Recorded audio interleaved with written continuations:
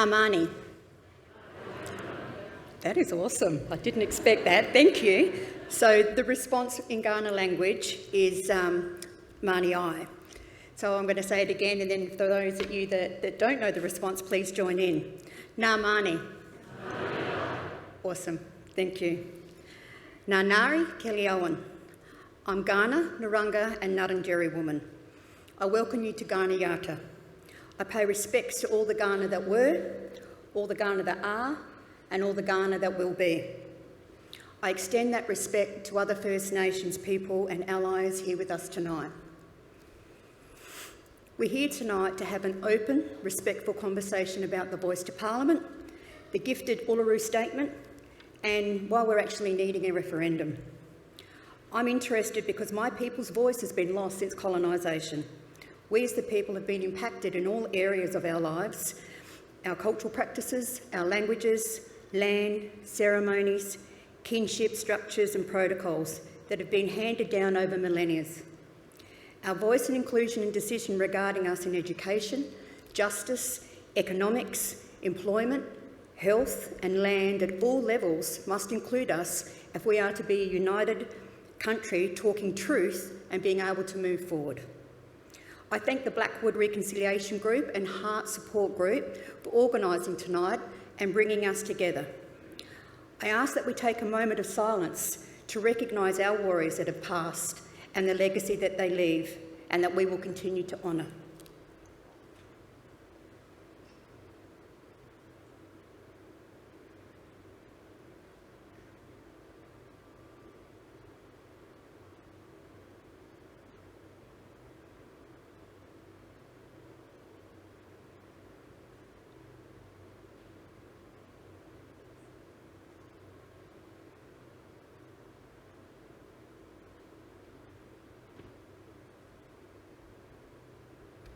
Thank you. Mani na Bordni. Kaurna Yatana. Pati pati ma bukma pakintu. It's good that you come to Kaurna country, and I ask that as you travel these plains, remember the people that came here before us. Their spirit still lives amongst the steel, the concrete, the roads, the trees and the lawns. I'm also part of a women's collective called Nankiwara, Women's Voices. My niece, Taylor Power, and my eldest daughter, Asham Owen, saw a need in the community to elevate women's voices and to continue the work like our late Aunty Doris Graham, Aunty Josie Aegis, and Aunty G. Williams. At our performances, we ask the audience to participate. I ask if you are able to stand, to please stand with us while we do the Land Shaker, Spirit Waker.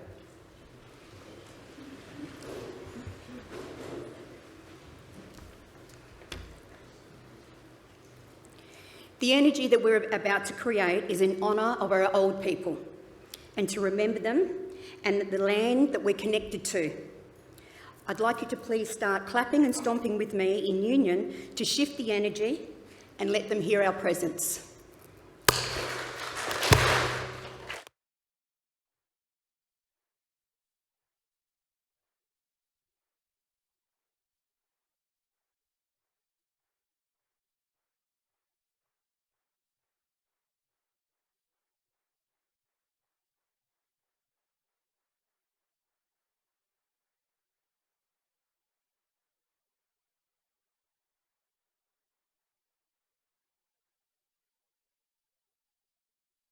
Natalia, thank you.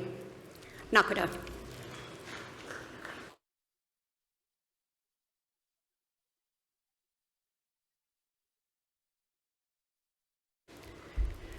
Thank you, Teela.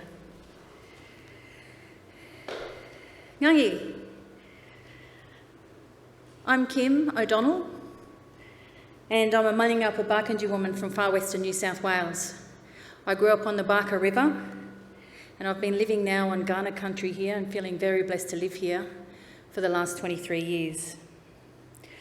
I'd like to also acknowledge and respect the Kaurna elders, past, present and future, and other elders in the room tonight. I'd also like to acknowledge the young leaders stepping up and being guided by elders across South Australian communities and beyond. We hear and we see you. Always was, always will be Aboriginal land. These are my grandfather Jim Bates's original words.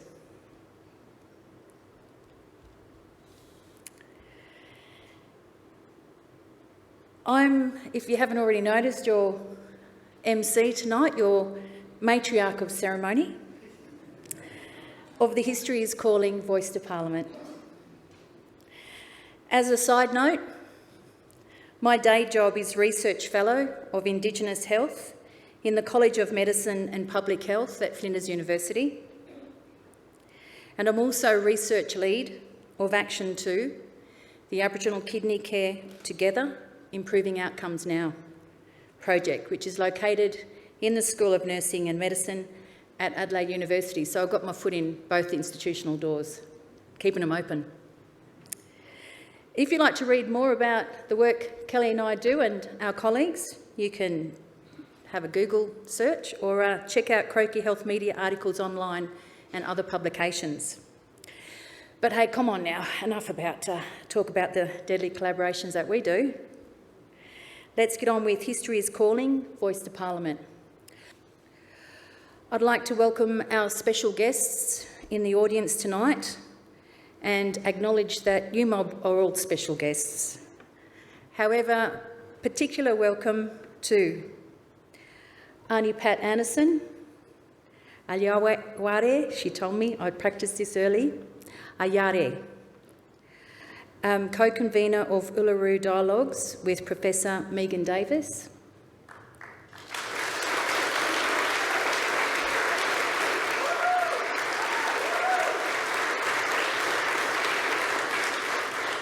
You're all going to get tired hands after clapping, so we might leave the claps to last, but maybe just one more for this special elder. I'd like to also acknowledge sitting beside Auntie Pat Anderson is Auntie Dr Jackie Huggins, a member of the Bidjara and Birri-Gubba Juru peoples, currently leading the work for treaties in Queensland.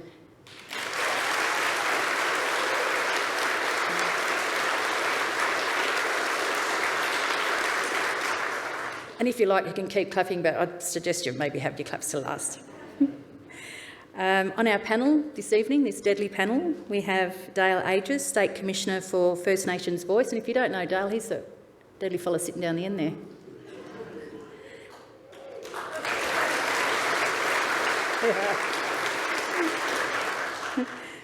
Catherine Hutchinson, PMP for Wait, representing the Premier, is also here tonight. Thank you, Catherine.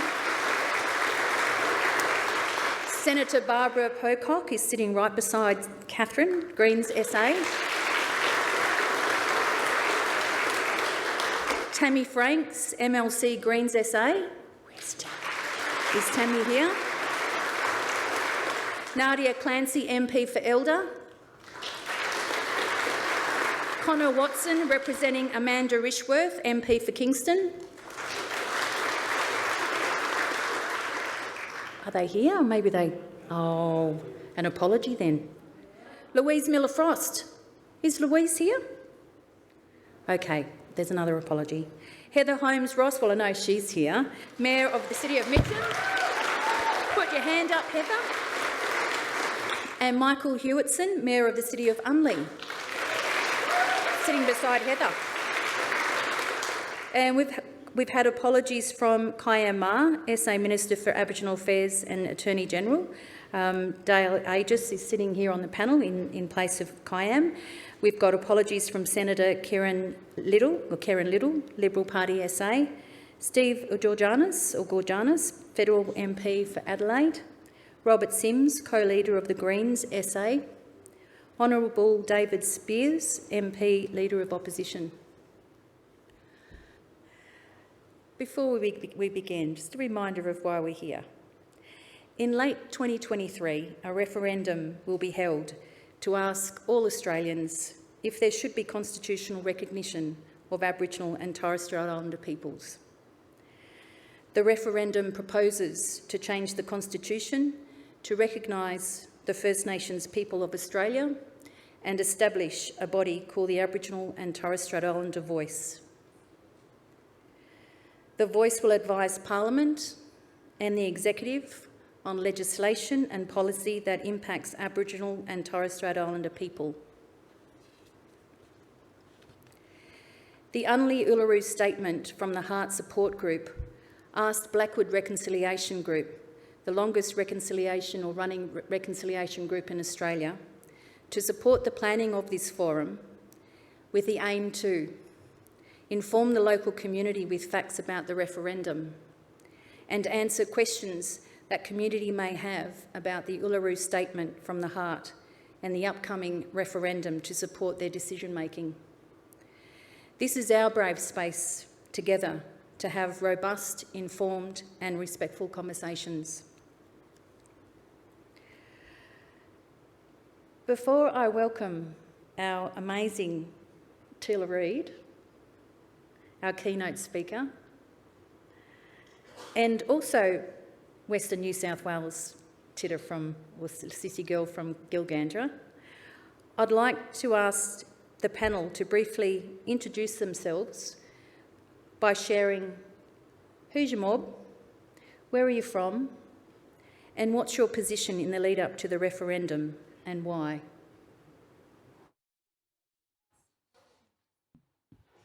Ooh. Dale, did you want to? Namani, everybody. My name's Elijah Brevington. I'm an Arabana man. History is calling, all right? Back in 1938, William Cooper, he presented a petition to say we want representation in the halls of power. We wanted to be represented. And that fell on deaf ears. Nothing really happened. Later on in 1967, the best referendum, successful referendum we've ever had, really give us, we're able to be counted and laws made for us, and a lot of this talks about, well, imagine all those people that signed those petitions in 1938. Imagine all those people back in 1968, 67 that wanted that referendum to occur. Can you imagine what they'd be thinking now? They'd be like, wow, we had some leftover business. How can you make laws for Aboriginal people if you don't want to consult with them? Right, it just makes sense. And I think if people have an informed opinion, Australians are clever, right? If you look at how they've voted through the different referendums, they have brains. And I think all of us getting together at Uluru in 2017, the largest community engagement that we've ever had for Aboriginal people, and this is what came from it. So I don't want to be standing here, well, I probably won't be here in another 85 years' time thinking, what if? So I tend to think we've got to elevate ourselves and have really compassion and love in our hearts and say we want to do this for the greater good of this country.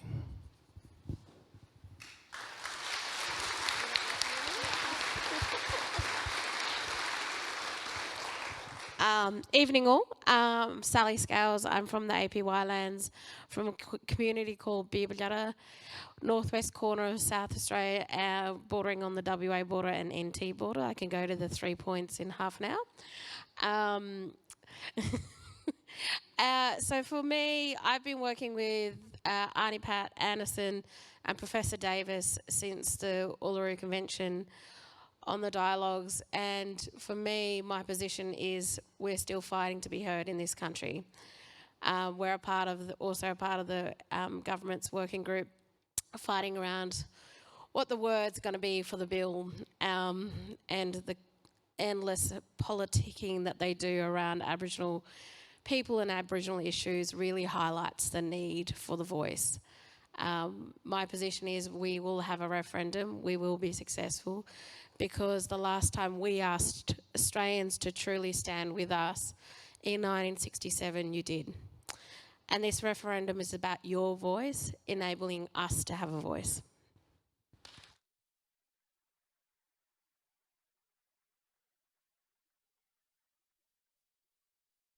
Hello everyone, I'm Dale Agus. I'm the Commissioner for First Nations Voice here in South Australia.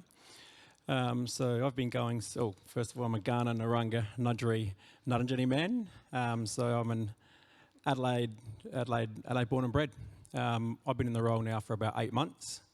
As Sally alluded to, we're fresh off 2 days of working with the engagement group and working group. We've got some members here in front and some of our daily members here with us surprised us that they're going to come out and support us tonight. So we are here in a bit of energy and a bit of force with a bit of backup tonight. Good to have them here with us. So you might hear us, you might get a bit more tonight. Look, just imagine, Australia is always the best place when we do things together, right? We base ourselves on a position of fairness and a position of working with equality. That's what this whole lead-up moment is about, giving us that opportunity to walk with yous on equal platform and equal footing and imagine what that new Australia would look like when we get to do that. Thank you.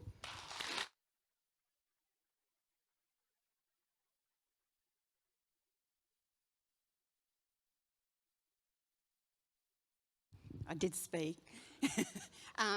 For me, I really want a brighter future for my children, and especially my eldest grandson sitting up the back trying to understand what are we all here for? You know, why isn't this already done? So I would like to make sure that the voices are being heard and that we all vote yes.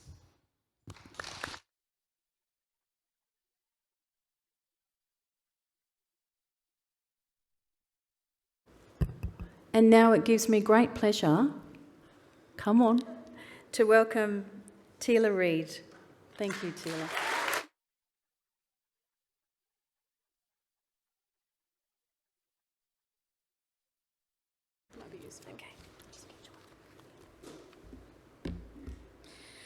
Nurembang, Meringue, Yingyalgi, Yama, Yuindi, Teela, Nadu, Winangnangai, Yinjimar, Marangay, May, Durinya, Ghana Yodabu, Nurambangabu. Good evening, everyone. I'm Teela. I pay my respects to the First Peoples to be born to this country, and I acknowledge the Ghana Yoda people as the First Peoples of this country. I also acknowledge that all the First Nations across this continent have never ceded sovereignty. Thank you, Tita Kim, for inviting me to this generous space, and to the Blackwood Reconciliation Group.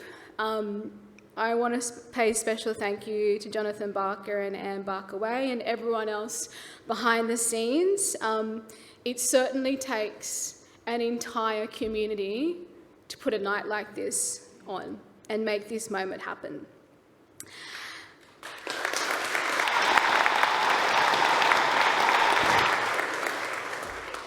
As it happens, this event coincides with the government's formal referendum groups, as has been mentioned, that have met recently this week on Ghana Yoda. I would like to acknowledge those people in the room, especially the Black matriarchs who have trailblazed this. Thank you for coming.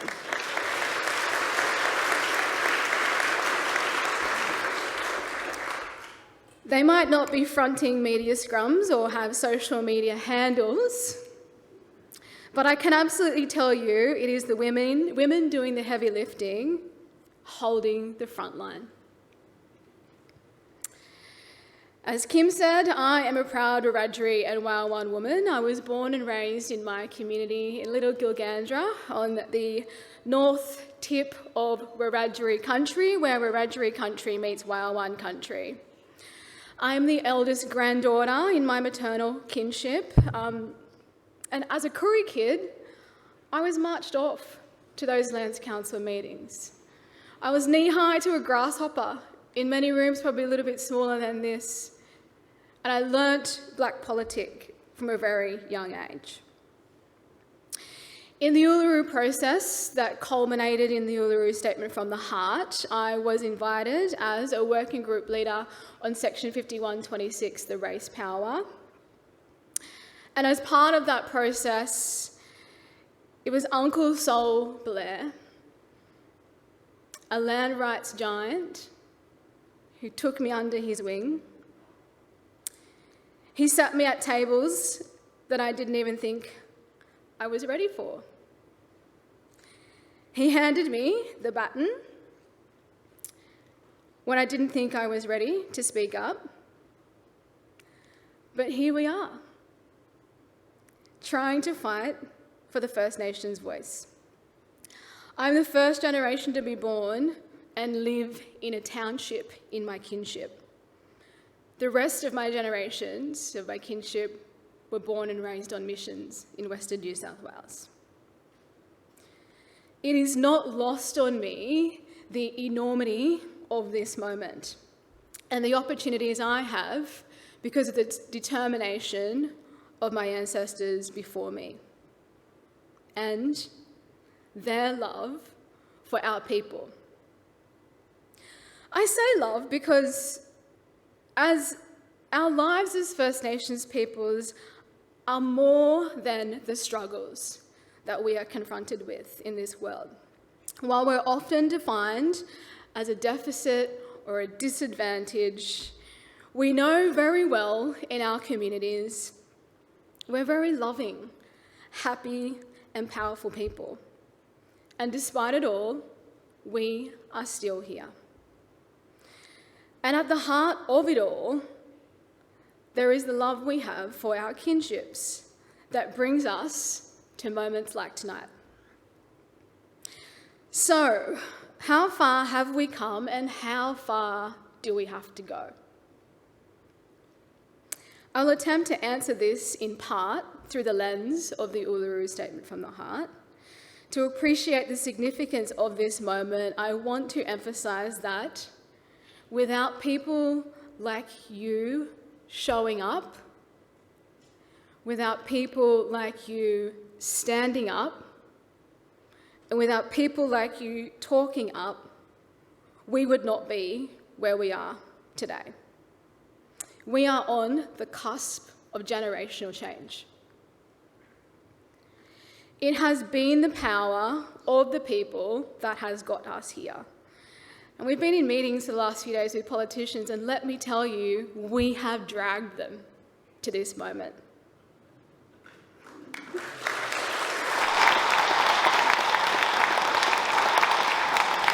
It has been the power of the people standing in solidarity with First Nations peoples, fighting for a better future for our nation. Change lies before us, but we have to be prepared to embrace that. Radical change is realised when people power movements.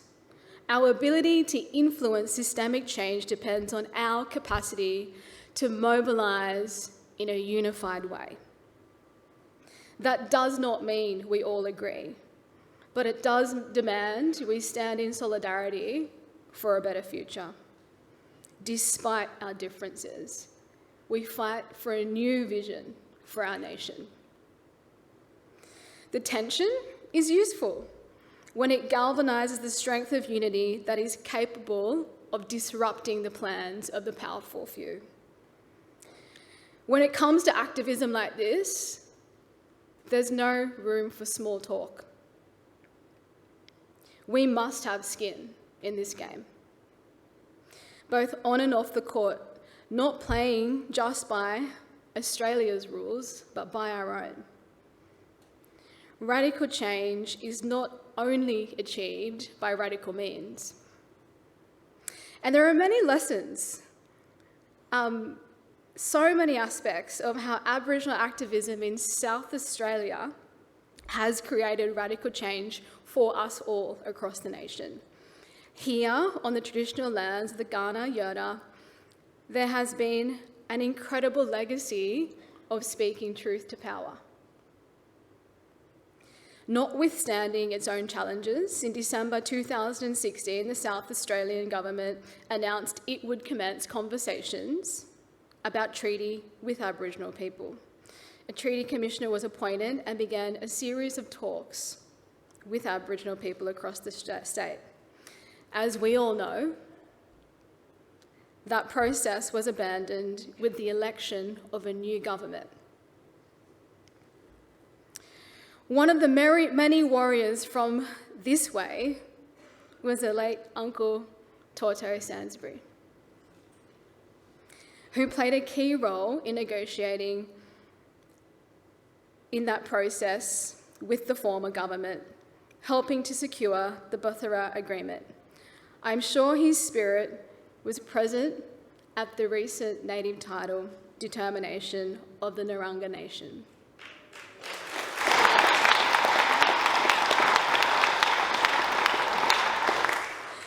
And of course, there are also other more devastating stories like the Maralinga, the British nuclear testing site where none of the British tests were adequately considered the presence of the Anangu Pitjantjatjara people, especially the greater risk of radiation exposure faced by families living on that country. The land was handed back and the consequences still flow. There is still important work to be done to hold governments to account. I want to return to the words of Uncle Toto to remind us of the opportunity and the challenge we have in this moment. In Uncle's last media post, before returning to the ancestors, he said this, and I quote, "I've been a fighter for justice for Aboriginal people all my life, and while I have been fighting a big personal battle against blood cancer this past 12 months, I have had more time than I would to have liked to reflect on the current situation for Aboriginal people in Australia. The removal of our children, the catastrophic suicide rate, the homelessness, the incarceration, the poor health outcomes, and many more issues you know of that affect us every day in our lives. The stats are there in the public domain for all to see." He goes on, "I would say that there are millions of non-Aboriginal Australians who are disillusioned with the chaos, self-interest, and downright cruelty of mainstream Australian politics. This discussion needs to start, and then it needs to continue until it bears fruit." End quote.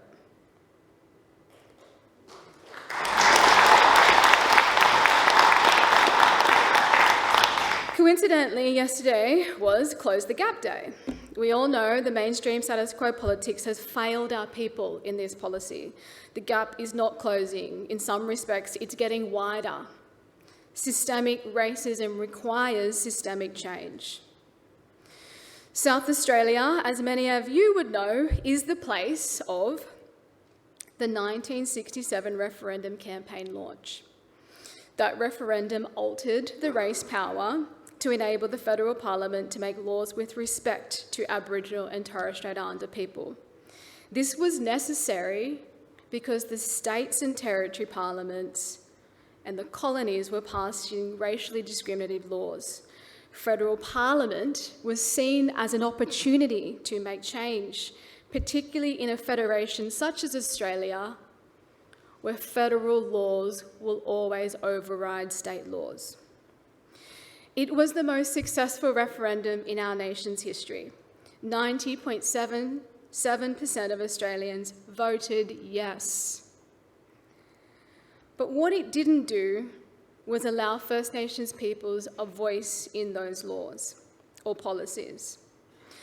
Once again, South Australia learned the hard way. And this was with respect to the Hindmarsh Bridge case. Nunanjeri women argued their case, saying that those federal laws could only be used to the benefit of Aboriginal people. What we know as a result of the Hindmarsh Bridge case is that the High Court said, as a consequence of 1967, which was tested in the Hindmarsh Bridge case, is that Parliament can make laws to the benefit, but they can also make laws to the detriment of Aboriginal and Torres Strait Islander peoples. And therein lies our structural dilemma. 2023 is going to be an epic year for Australians as we vote on the question of whether there should be a First Nations voice enshrined in our Constitution. This is a historic opportunity for Australians to formally recognise the rightful place of the many different First Nations, some of those who don't currently have a voice. The only way to make this change happen is to mobilise the power of the people. How we respond to the referendum will forever change our nation. It will change the trajectory of our narrative. Soon, the Australian government will put to the nation the question. As we know, in the last couple of days, the government has not yet formalised the question, nor has it formalised the constitutional amendment. This means we are not yet in the campaign proper, but this moment is worthy of reflection to remind you about what it means to show up in these moments. Showing up means standing in solidarity with First Nations and knowing your place in Black spaces. It means using your privilege to hold the front line, respond to racism, being present, calling out your friends for racist remarks. Advocating for Black liberation is about having the courage to dismantle the legacy of colonialism and oppression that colonisers have profited off. It is hard, relentless work, not just words on paper. It is hard, relentless work, not just fronting media presses or newspapers. It is hard, relentless work that requires actions. Each and every person in this room needs to understand you are now campaigners. How you activate and mobilise is critical. Our faith in the people of Australia must be stronger than our lack of faith in politicians.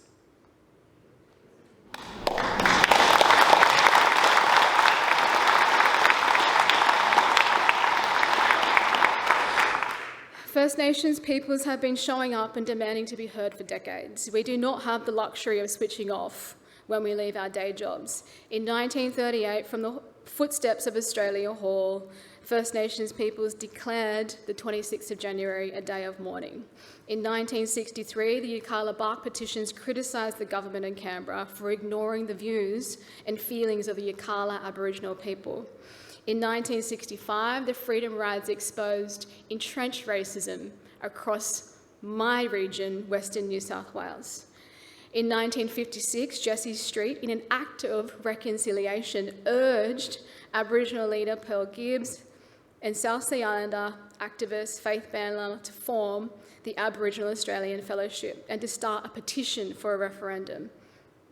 They collected up to 100,000 signatures. It took 10 years for that campaign to mobilise to a referendum. In 1972, the Larrakia petition was signed by Aboriginal activists across the mainland in response to the 1966 Wave Hill walk-off. It took the Australian government 9 years to return the sand back into Lingiari's hands.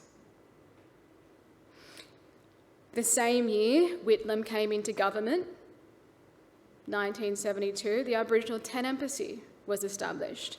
In 1988, the Barunga Statement was gifted to the Australian government when Prime Minister Hawke, a Labor Prime Minister, promised a treaty, and that treaty never came to pass.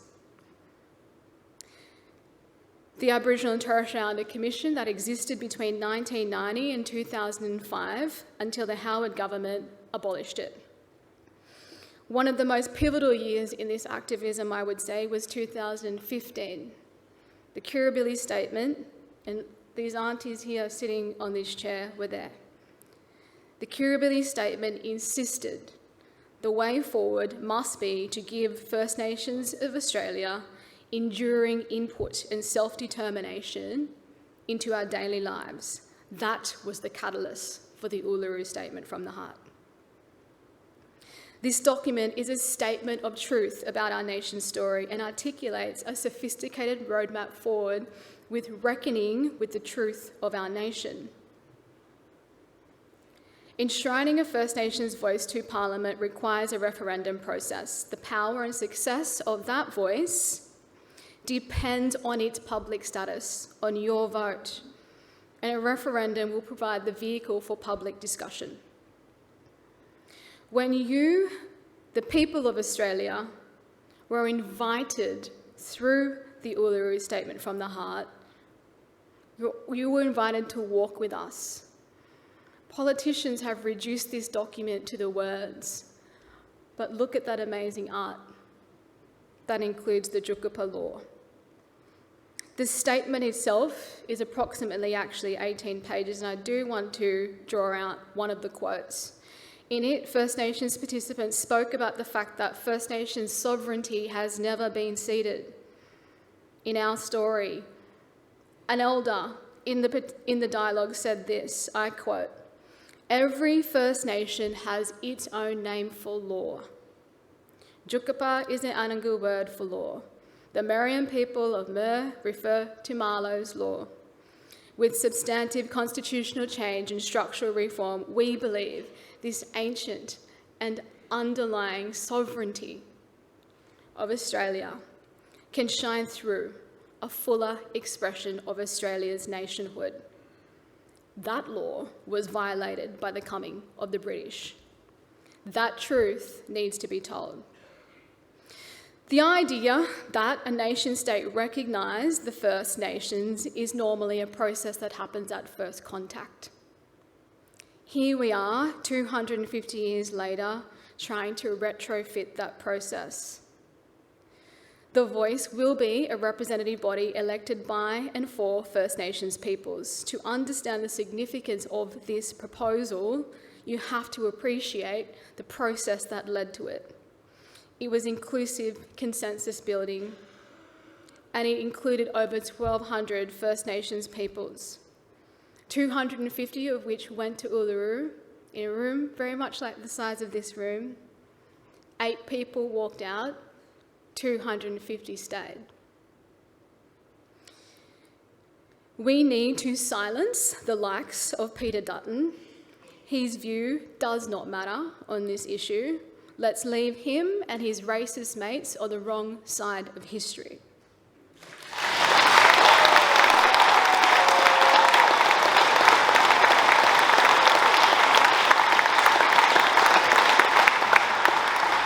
The First Nations voice is an idea whose time has come. It is a roadmap to reckoning with our nation's foundational issues. It is modest, it is fair, and it is profound. A voice that is elected by and for First Nations peoples. A voice will be a new institution that would provide advice on laws and policies that affect First Nations peoples. Appealing to the people of Australia to support a First Nations voice does use the same strategy we call you to action on the 26th of January. It means mobilising this action, and it's important to understand this is an attempt to reset the relationship among us. The voice is a vision for Makarrata, the coming together after a struggle. It is not the end point, but simply the starting point. And I want to end by saying a few things very quickly. For the Australian government to act in good faith, it must adopt an amendment that enables a First Nations voice consistent with the Uluru Statement from the Heart.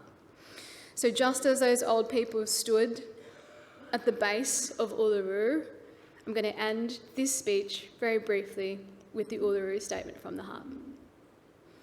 We gathered at the 2017 National Constitutional Convention, coming from all points of the southern sky, make this statement from the heart. Our Aboriginal and Torres Strait Islander tribes were the first sovereign nations of the Australian continent and its adjacent islands, and possessed it under our own laws and customs. This our ancestors did, according to the reckoning of our culture from the creation, according to the common law from time immemorial, and according to science more than 60,000 years ago. This sovereignty is a spiritual notion, the ancestral tie between the land or Mother Nature. This link is the basis of the ownership of the soil, or better, of sovereignty. It has never been ceded or extinguished and coexists with the sovereignty of the Crown. How could it be otherwise that a people's possessed the land for 60 millennia and this sacred link disappears from world history in merely the last 200 years? With substantive constitutional change and structural reform, we believe this ancient sovereignty can shine through a fuller expression of Australia's nationhood. Proportionally, we are the most incarcerated people on the planet. We are not an innately criminal people. Our children are aliened from their families at unprecedented rates. It cannot be because we have no love for them. And our youth languish in detention in obscene numbers. They should be our hope for the future. These dimensions of our crisis tell plainly the structural nature of our problem. This is the torment of our powerlessness. We call for a First Nations voice enshrined in the Constitution. Makarrata is the culmination of our agenda, the coming together after a struggle. It captures our aspirations for a fair and truthful relationship with the people of Australia, for a better future, and for our children based on justice and self-determination. We seek a Makarrata Commission to supervise a process of agreements between governments and the First Nations and truth-telling about our history. In 1967, we were counted. In 2017, we seek to be heard. As we leave base camp and start our trek across this vast country, we invite you to walk with us in a movement of the Australian people for a better future. Yalu.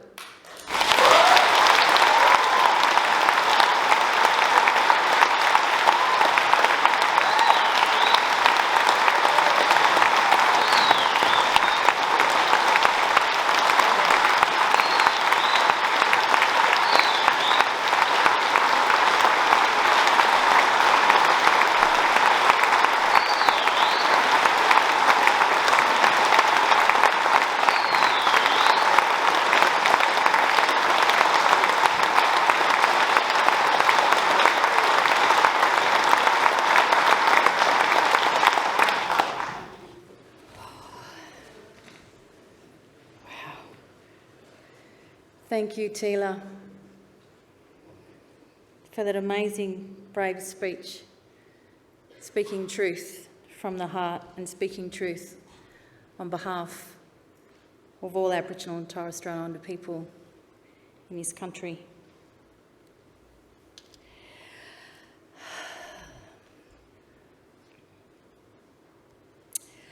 Well, now is the opportunity for questions.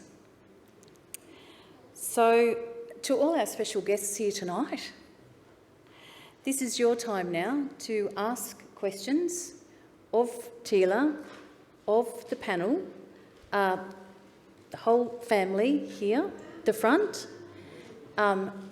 Perhaps aunties would like to join in on some of the questions too. Leave it to the young ones. You've done your time. Oh, I know. Yeah. So it's up to questions. Do we have a roving mic? Roving mic. Okay. So if you've got a question, please, don't be shy, be game. Stand up, ask your question, and please say who you are beforehand. And remember, we're wanting questions tonight, not statements. Just your questions, straight up questions. I'll try and do that. Thank you. My name is Philippa Rowland and I'm President of the Multi-Faith Association of South Australia and Chair of Religions for Peace. I'd like to make a commitment and be brave enough to make it out loud that we're hoping to walk with you for the rest of this year because I think there are a lot of migrant, multicultural, multi-faith communities who haven't had the opportunity to meet and walk with First Nations people in Australia, and yet they now make up a sizable part of our vote. So that's a start. The question relates to having sat in federal court with the Bangala community last week, and we had an event with them at the joinery, and I was concerned that the Bangala were concerned that the voice might mean that they can't do the kind of individual lobbying they've been doing of federal politicians. So that's just a request for clarity at all those levels so that we can be really clear about how we can replicate what you've told us tonight, because there's a lot of us and few of you, and I'm hoping you won't have time to be in all the rooms that are talking about the voice for the rest of this year. But it's really important that we stay true to what you said and get really clear guidance on how we can help carry it forward. So that's kind of my question or my plea for that collaboration space. Thank you. I think Sally's going to respond. Yeah, so Thank you, Sally. Dale's passed me the mic. So I think that's about our inherent right of self-determination. And, you know, Pat and Jackie talk about this all the time, about how every time that there is a change of government, and it doesn't matter if it's in a state government or a federal government, we have to go and justify why we need the funds. It's not like the submarines that get whatever, but we won't go there. But, you know, we have to constantly justify why we need some funds, why our program needs to continue to exist. Here in South Australia, we saw what a change of government can do. We had started a treaty process. I was saying to Dale, remember when you came with Commissioner Thomas out to the APY lands, and we had a massive discussion around the recognised movement, what we were trying to do with the treaty, what the Uluru statement was, all of those different conversations. But we saw that. We saw how as soon as a new government came in, that was dropped. So that for those individual communities, they can still lobby. That is our right to go and speak to our ministers, you know, whether it is state or federal MPs. I think they've gotten a little bit scared to hold more town hall meetings, you know, where we can have those conversations with them.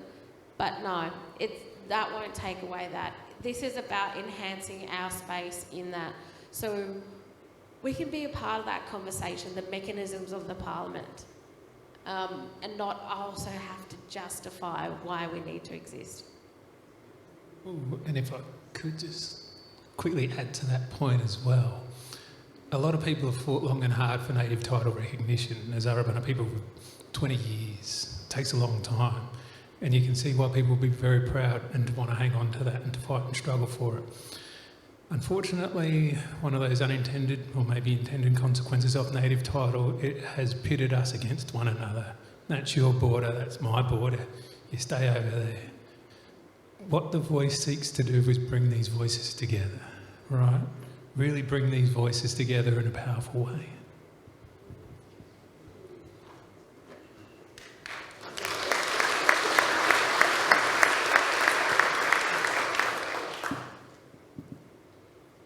Hello, my name's David Evans and I live locally.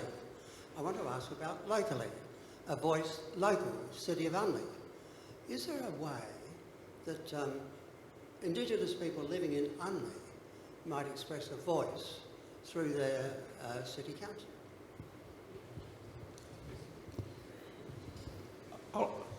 I'll have a go at answering that just at a state-based level.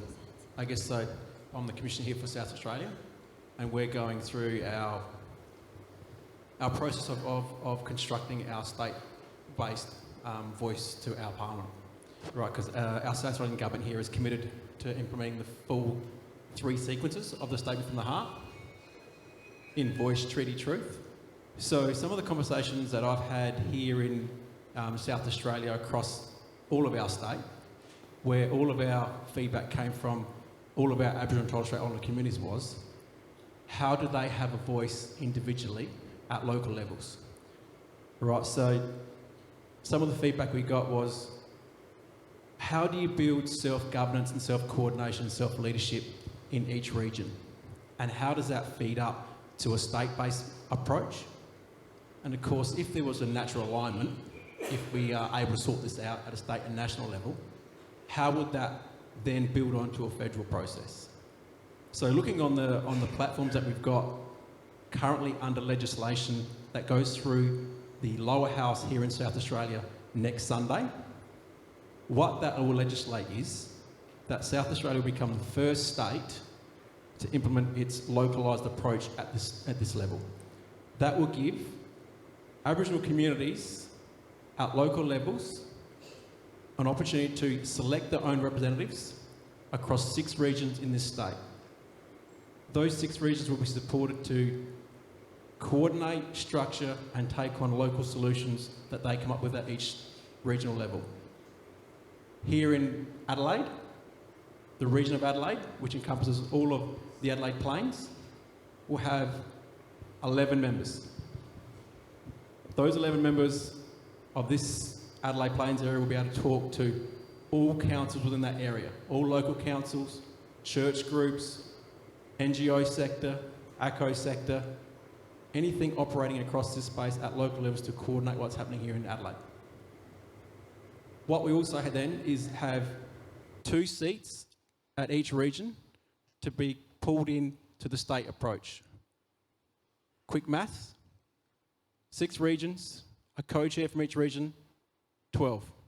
A composition of 12 to have the ability to speak to our state parliament. That the legislation is designed to have the composition of 12 to do 3 things. So 1, it can table an annual report in Parliament. 2, it can speak to the Premier and his cabinet. And 3, it can talk to the Premier and department chief executives. That's a direct line between local elected bodies from local communities here in South Australia to do a South Australian approach. How that connects federally is yet to be seen.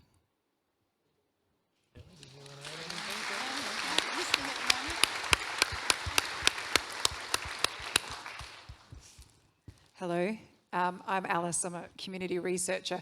I'm asking a question on behalf of a lot of people I speak to, which is just that this is a fantastic movement we've got here tonight, but a lot of people I speak to are saying, when are we going to have the national movement with advertising and build that momentum? And I know that's kicked off in early stages, but can anyone give us some insight into what is planned to reassure people that they can bring the rest of Australia along with them to vote yes? Sorry, we're just having a little banter ourselves. I'm a part of the Uluru Statement Dialogue Leadership Team, which is headed up as, I call it the women's team, because it's headed up by Arnie Pat and by Megan Davis, who is a constitutional lawyer. So we've actually got, you may have seen it, it's on the, I've got a sticker on it of History is Calling. That's the ad that we did. And we've also got another ad coming.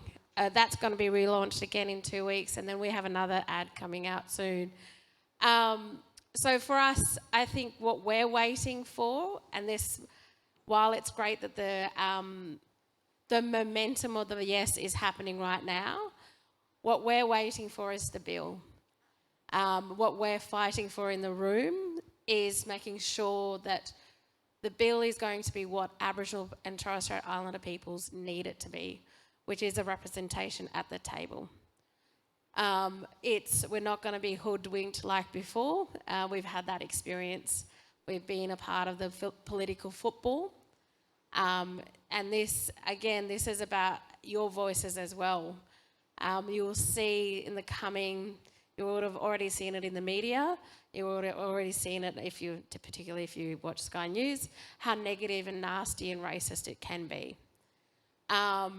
We're constantly dealing with that, but for us, we're really saying, stop allowing us to be the political football. We need to have this just be strong. this is the best opportunity for not just our generation, but for all of our future generations. Do we really want to be back here in 50 years' time doing another thing? I mean, and how embarrassing would it look for Australia as a whole? We are the only country, a first world country left that doesn't acknowledge or recognise our First Nations people, doesn't have a treaty with our First Nations people. And please, when you're talking about treaties, do not compare us to New Zealand. New Zealand is too tiny. But really, yes, keep the momentum going. We have to flood it by saying, let's go. Let's get this referendum over the line. But for us at the moment, it is very much about making sure that we make the government accountable for what is going to be the bill and the amendment. And yeah.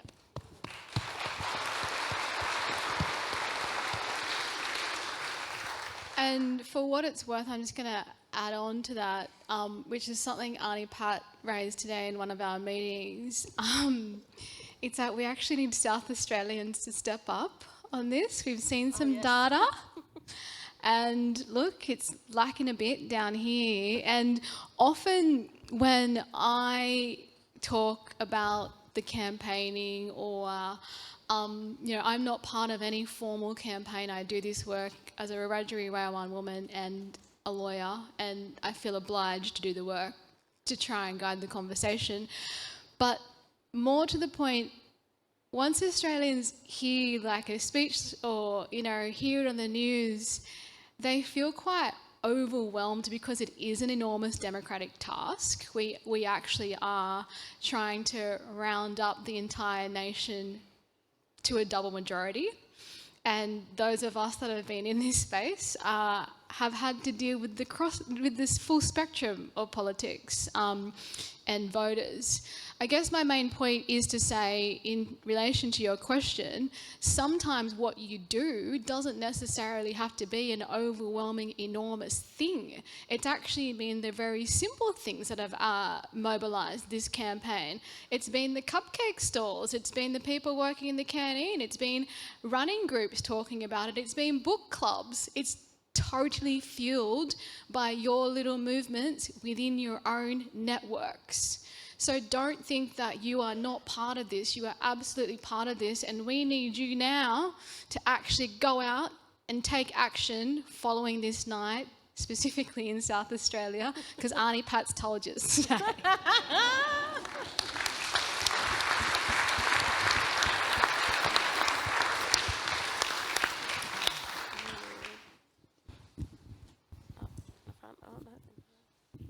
Thank you. Hi, my name's Derek Nash. I'm a member of Rosefield Uniting Church just up the road for the last 40 years or so. I guess people like me are not used to talk about our mob and where we come from, but I'd like to say that the earliest I can get my mob back to coming to Australia was in the 1790s. Don't consider them invaders because they didn't come voluntarily. They were not given any choice in the matter, but that's all by the by. I'd never given much thought to this referendum because to me it was a no-brainer. I thought, why would you not vote yes? How could people not vote yes? So I was disappointed to read in The Australian last Monday an article about Wayne Wharton, a Queensland Aboriginal man who's pushing a really strong no vote and went all the way down to the Prime Minister's electorate in Sydney to letterbox people, the whole electorate, saying vote no. And I just wondered if you had something to say about that, because it's not unanimous amongst Aboriginal people, and it's really disappointing that it's not. Thank you. Well, for me, that just highlights the fact that Aboriginal and Torres Strait Islander people have our own opinions. For so long, we've expected to be one homogenised group, and that also goes for our multicultural communities. Let's actually acknowledge the fact that our Aboriginal people are very different individually, and so is our communities. And that is what the Uluru Statement was saying, and that is what the Voice is saying. Stop treating our communities like they're the one-size-fits-all. What works for Ghana will not work for Cape York. What works for Cape York might not work for Broome Mob.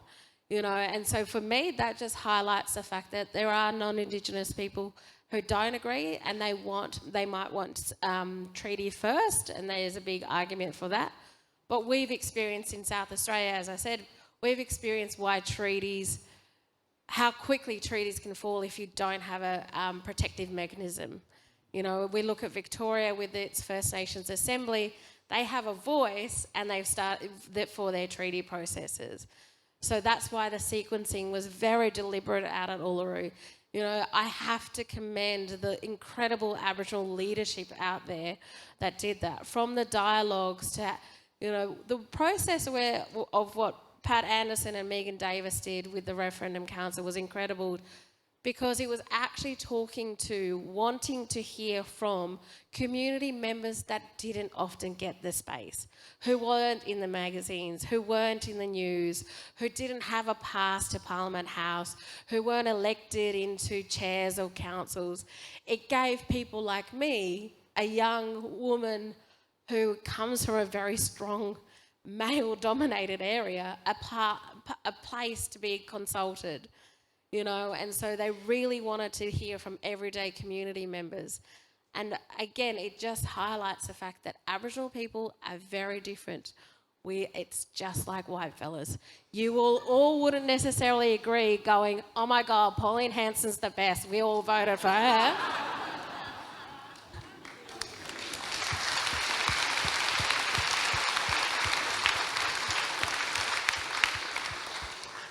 I would just add to that from the South Australian perspective is there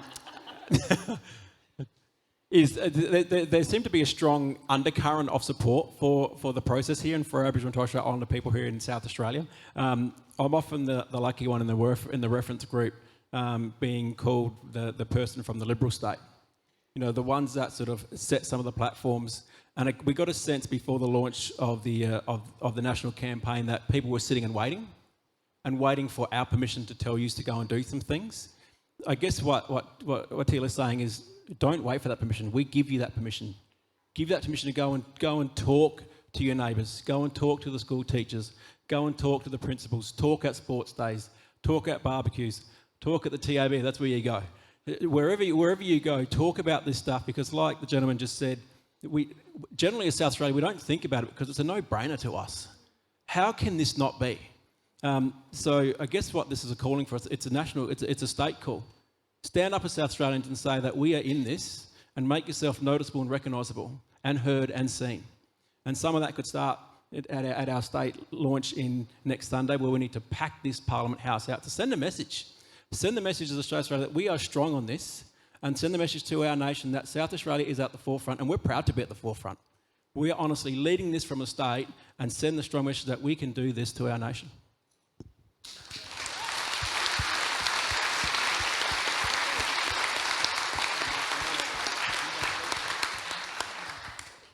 And David, I might just add to that as well.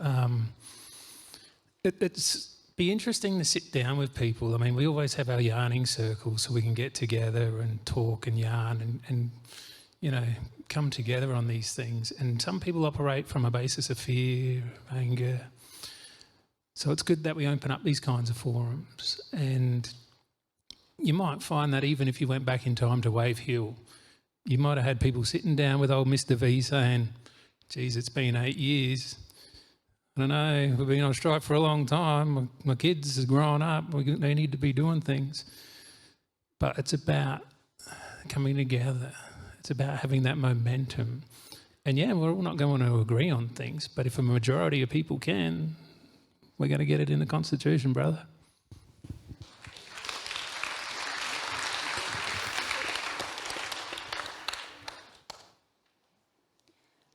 Good evening, my name is Julie James.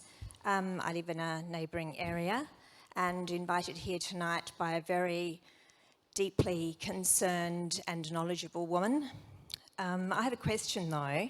There's a lot of discussion at the moment and legal wrangle going on between the lawyers, formulating the questions and formulating the information that's going to come out to us. And I would like to know, is that going to make an effect on the yes vote? And, you know, how can we view that or help make that seen in a more positive, affirmative way?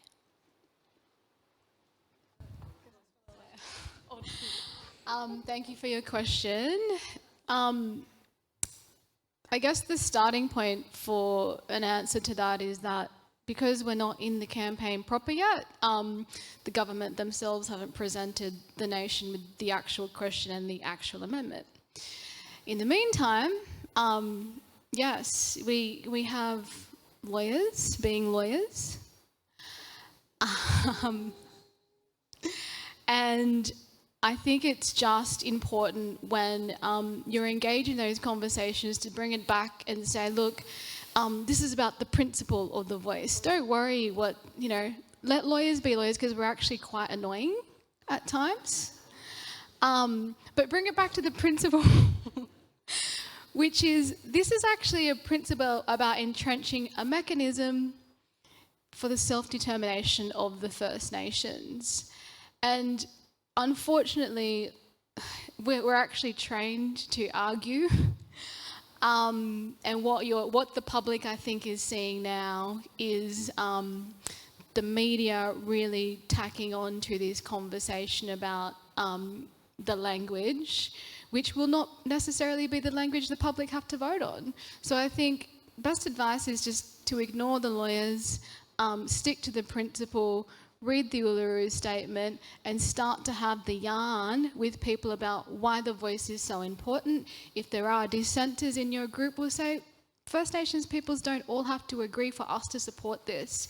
We have been invited on this conversation through the Uluru statement, and you have agency in this conversation. You have as much agency as lawyers do. Ignore them for most of the time, but there will be a campaign proper. Which brings me to the point, there'll be a process prior to the referendum and a process after the referendum. All really people need to know prior is what question they're going to be answering yes or no to. Right now, we don't have that. So rather than getting bogged down in all of the lawyerly language, bring it back to the principle. This is important for our nation because First Nations peoples need a voice in the decisions that affect them.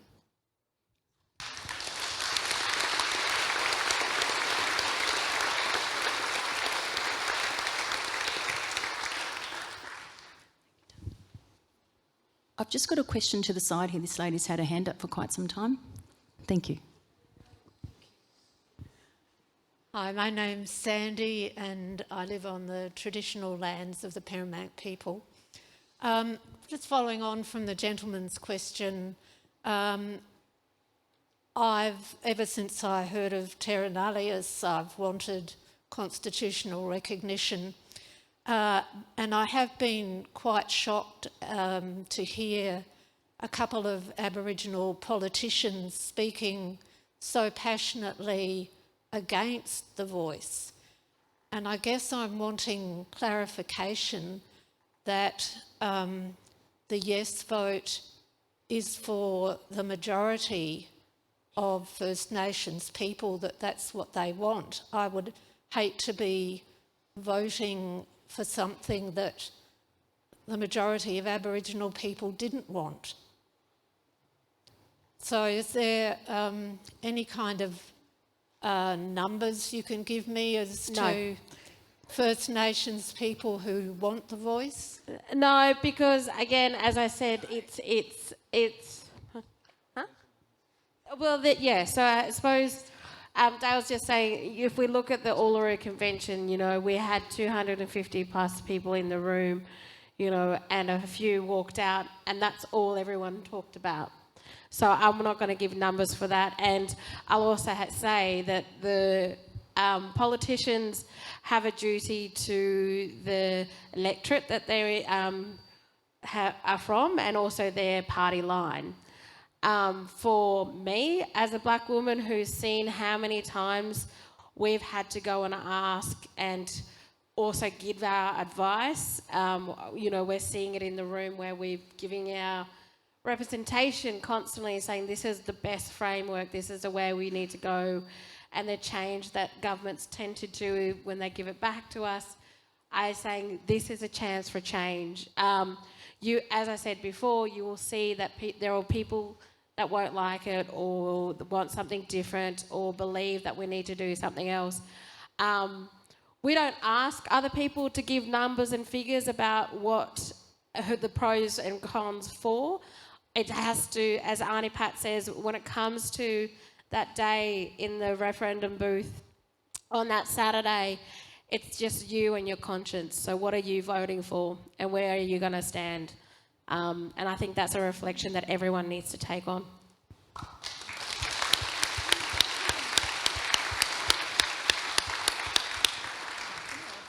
I might just quickly chime in as well, Sandy, and just think about the filthy, rotten diatribe some of these people are pushing, right? And just think about some of their arguments, how it always comes to child sexual abuse, and we've got to do this and we've got to do that. And they are just putrid arguments, right? And in front of us here today, we have beautiful people, respectful, honest people. So think about that and think about who you want to listen to. Do you want to listen to people kicking the can down the road, making sure we're impoverished for generations to come? Or do you actually want to, stand with the beautiful people of this country?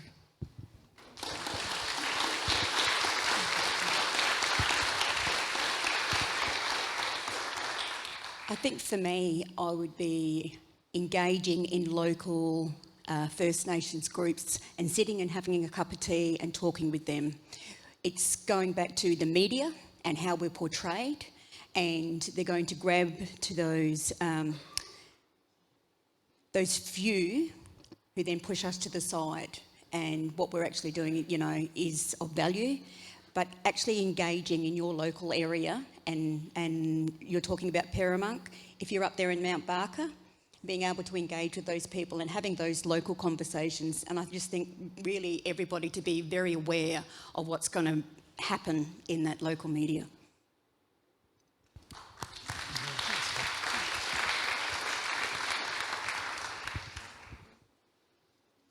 This gentleman in the jacket, I feel like he's been having his hand up for ages. Yeah. Thank you. Brian Kiley from Aldinga Beach. A number of people I've spoken to, I think they're fearful of what's on. I don't know why, but leave that aside. The part that some have come up and said, well, hang on, you've got another number of Aboriginal people who are already in Parliament. Why do you need your voice? Can't they do it? And I'll say a few things, but I'd rather hear it from yourselves if I could.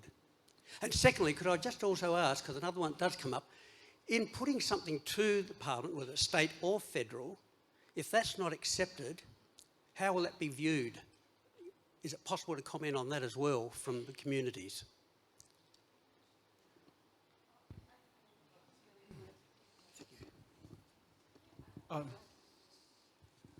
Look, I think as part of the consultations that I've been doing here in South Australia is what our communities are tired of. They're tired of bureaucracies and politicians playing games with our business.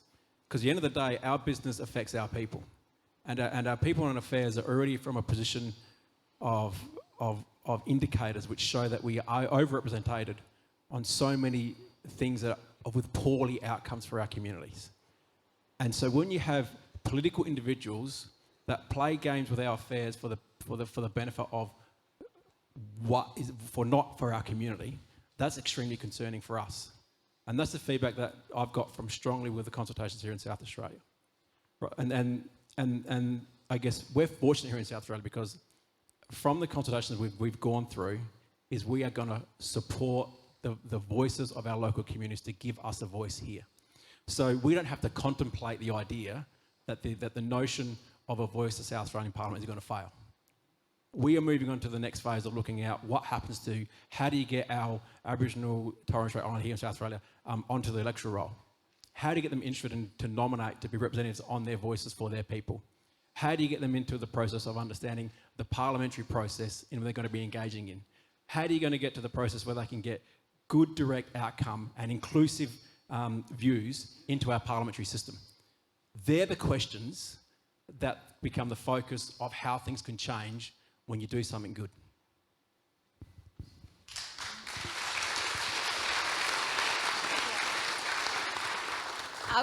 Sorry. Yeah, before you go, Teela, I think I'll just do a quick example of a program that we knew was going to fail in the APY lands 14 years ago.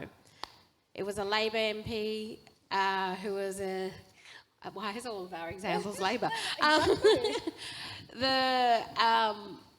It was state, and we had asked her to subsidise the cost of freight to the APY lands, $500,000 over 5 years. What we wanted was so people could go and buy some stuff for a sandwich that didn't cost $80. And the fact that the meal that they could buy for $10 was a can of Coke and a meat pie. We complain right now about the fact that iceberg lettuce costs $14, or there was that hullabaloo a couple of months ago. We experienced that 14 years ago. That minister turned around and spent I think it was just over $1 million on 3 market gardens in a desert country with calcium water, when we didn't ask for that. That program did not have an employment program around it. It wasn't part of an Aboriginal organisation on the lands. She came out and she said, I've got to go now after 50 minutes. I've got to go and pick up my daughter from school. So that's one example of the failures of a policy that we got the blame for. APY Mob got the blame for. But also everyone who said that this is not going to work, Minister. Also, when we had gone to speak to her, we said, we want to subsidise the cost of freight. We want it so that young mums aren't paying $40 for a box of 10 nappies. So we look at food security, and we're experiencing it now. Aboriginal and Torres Strait Islander people have been experiencing it for a lot longer. Regional areas, remote areas have been experiencing that. So that's one example of how that voice can be used, when we can literally say, in a desert country, don't put a market garden. Yeah, and just to add to that, because there was a second part to your question, it's going to be very difficult once we succeed for a government to ignore this voice. It will be powerful when the people of Australia mandate that this First Nations voice must exist beyond the political cycles, because that's the goal here, is to set up a mechanism that actually exists despite the government of the day, and that's mandated by the people. So it is going to be, this is why we've had the fight for years, because they know how powerful this will be, and that's why we're asking you to walk with us. We need the 97% to apply that political pressure.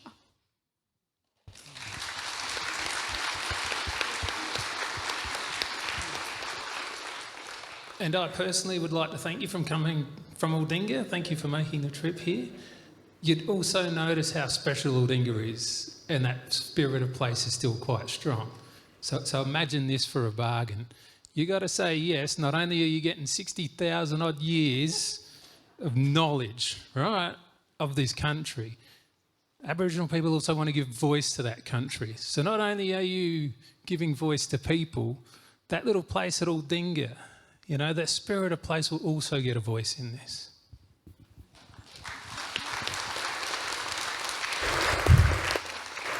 I'm very mindful of the time, so I'm going to wrap it up. I notice that Auntie has a question over to the right of myself, but there's other questions also in the room. If you have further questions, we're not going anywhere. We'll be still milling around here, so come up and have a yarn. On that note, I'd like to thank the amazing panel.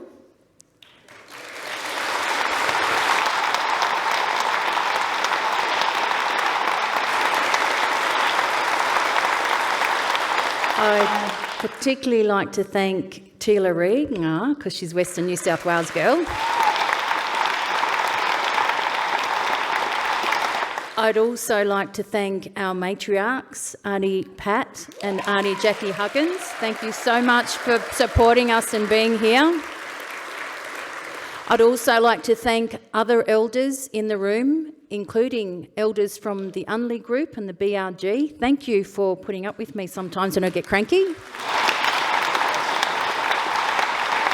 And just wrapping up, may I remind everyone that this is the start of the journey, that we can agree to disagree, but at the end of the day, I certainly know what answer I'll be giving when that question comes around, because I'm certainly tired of waiting. I'd like to just remind everyone that this is not the end, this is just the beginning. And we ask you to get involved in 3 ways.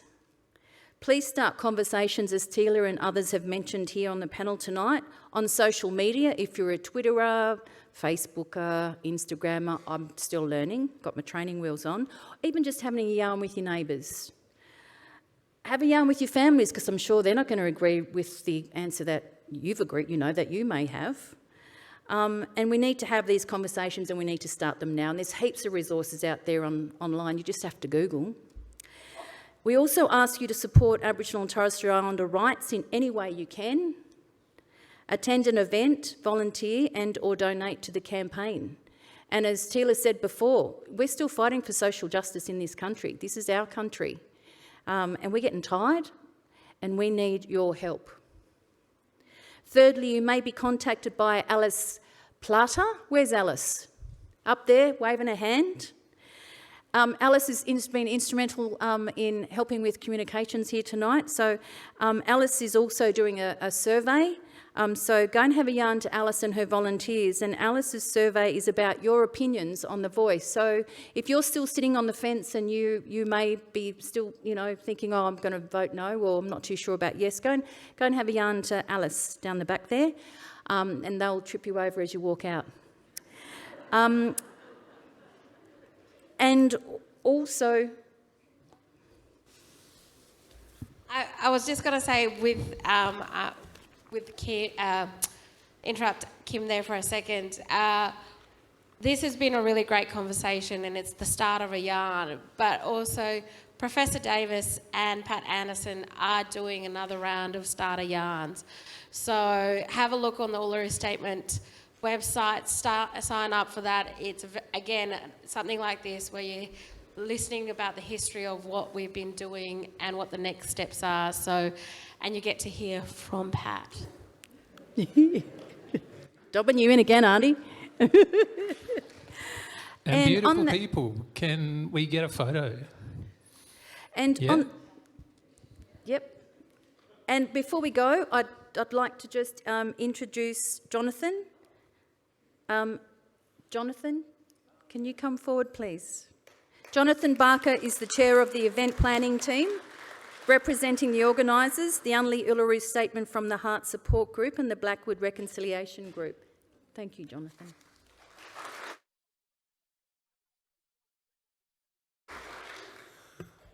Well, what a night. What a night we've had. Teela, we've been greatly honoured to have you as our keynote speaker. You may not know it, but 3 years ago, you and Thomas Mayer did a workshop here in Adelaide, run by Reconciliation SA. We were sitting at the same table, and you challenged us to become allies, and that's what we've become. So that was the start of the Unley Uluru Statement from the Heart Support Group.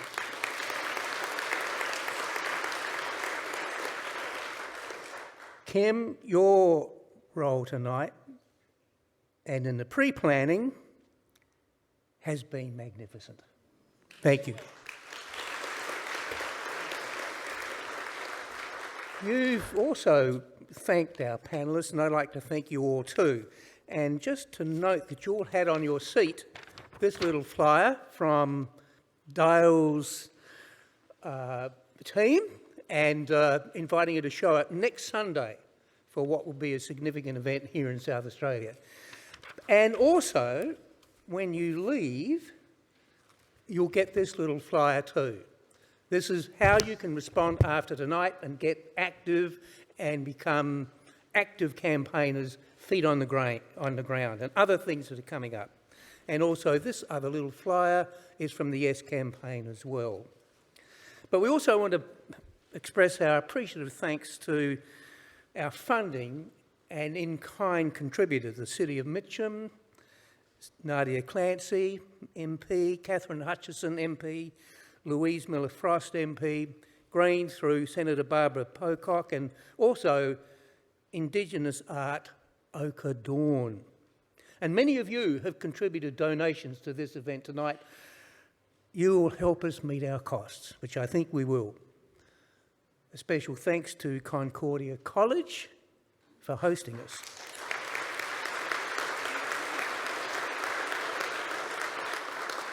And let me not forget the team who put everything into place for tonight. Many thanks to you, both the Blackwood Reconciliation Group and the Unley Uluru Statement from the Heart Support Group.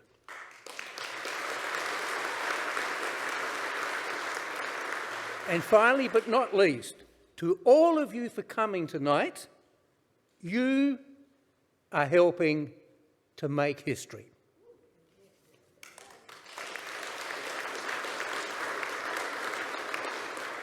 And just one final little minor thing is, but important, we used Humanitix for our bookings. And we have the email addresses of all of those who booked, but not those of you who were part of multiple bookings. So if you'd like to add your name to remain on our contact list, please do so in the foyer when you leave. Well, that's it from me. Thank you all so much for coming. And back to you, Ken.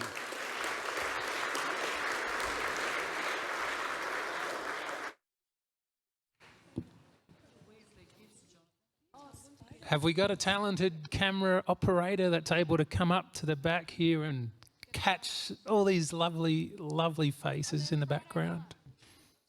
Either one of yous. Who? We got one? We got one? All right, all right.